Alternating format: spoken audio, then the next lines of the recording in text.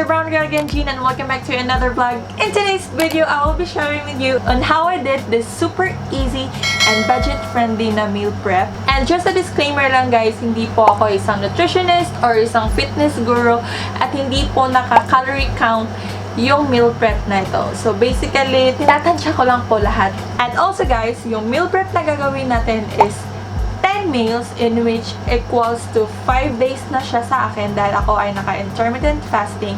So basically, twice a day lang ako kumakain. At kung kayo naman ay kumakain ng 3 times a day, this meal is good for 3 days. So hindi ko napahabayin yung intro na ito dahil alam ko naman ang pinuntan nyo dito kung paano ko ito ginawa. Let's get started! And make sure to watch till the end dahil doon ko po ipapost yung costing ng meal prep na ito kung bakit nagiging 36 pesos each meal siya. So yun, let's get started and how I did this meal prep. Here are the ingredients that we need guys, and pesto is just optional, this is just to taste.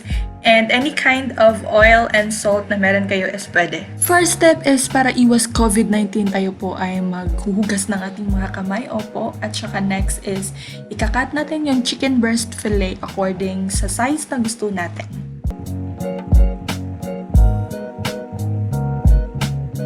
Next is slice natin yung garlic and onion into small pieces and then tusok-tusokin nyo din yung chicken breast fillet nyo para ma-absorb niya lahat ng spices na ilalagay natin dito.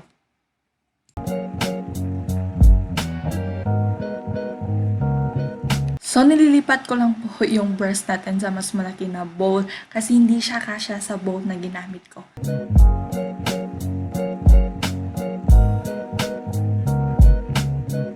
Next is maglalagay ako ng pesto. Again, guys, this is just optional. Kung ayaw nyo ng pesto, pwede kayo hindi maglagay ng pesto. And then, imimix nyo lang siya, just like that. There you go. And then, nalagyan ko din siya ng calamansi. And then, mix ulit.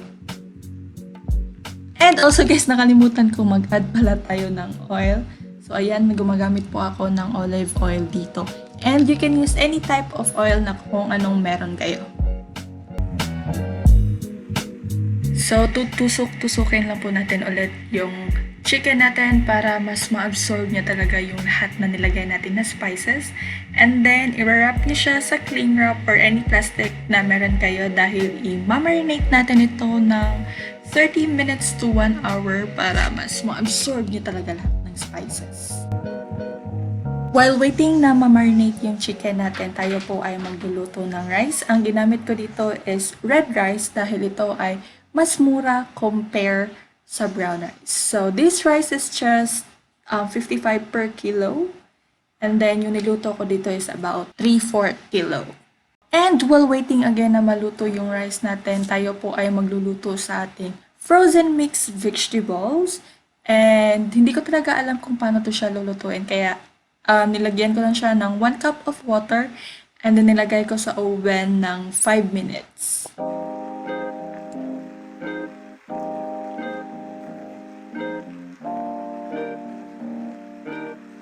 Next is, wow, nasapa na siya. Sorry guys, nakalimutan kong i-film before siya nakalagay dyan. But anyways guys, if you have griller, you can grill this. And it is much better kung naka-grill siya. But since wala akong griller is, niprito ko siya sa pan. And then, each side, niprito ko ng 3 to 4 minutes. And also guys, yung ginamit ko pala dito is butter. As you can see po, yan po ay isang butter.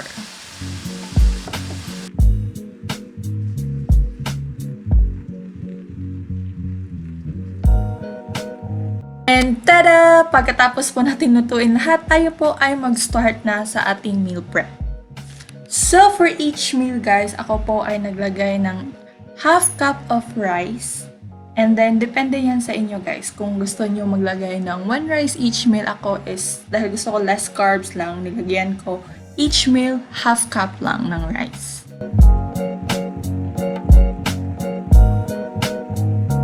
Next step that we are going to do is ilalagay na natin yung niprito natin na chicken breast fillet. And dito guys is nitansya ko lang yung 1 kilo sa 10 meals na gagawin natin. So nasa inyo na yan kung ilang chicken breast fillet each meal, basta magkasya siya.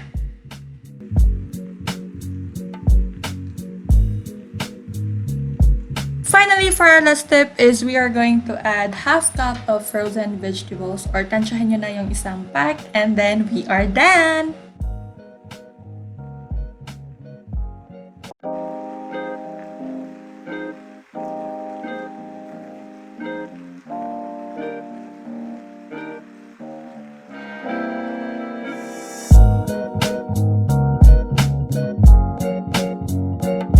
So guys, sa 3/4 na niluto ko na rice is may natira pa. Medyo madami siya. So, mga half kilo lang yung nagamit ko talaga dito.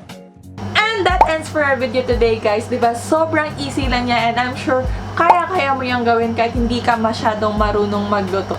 And nakasave tayo ng time at saka ng money dahil mura-mura lang ang meal prep na ito. And also guys, please make sure to put all of your meals in the freezer para hindi siya masira. So that ends for our video today guys and I hope meron kayong natutunan. And if you did enjoy watching this video, please do give it a thumbs up. Do not forget to subscribe to my channel if you haven't already and click that notification bell so you won't miss any of my video. I'll see you guys on my next one. Bye!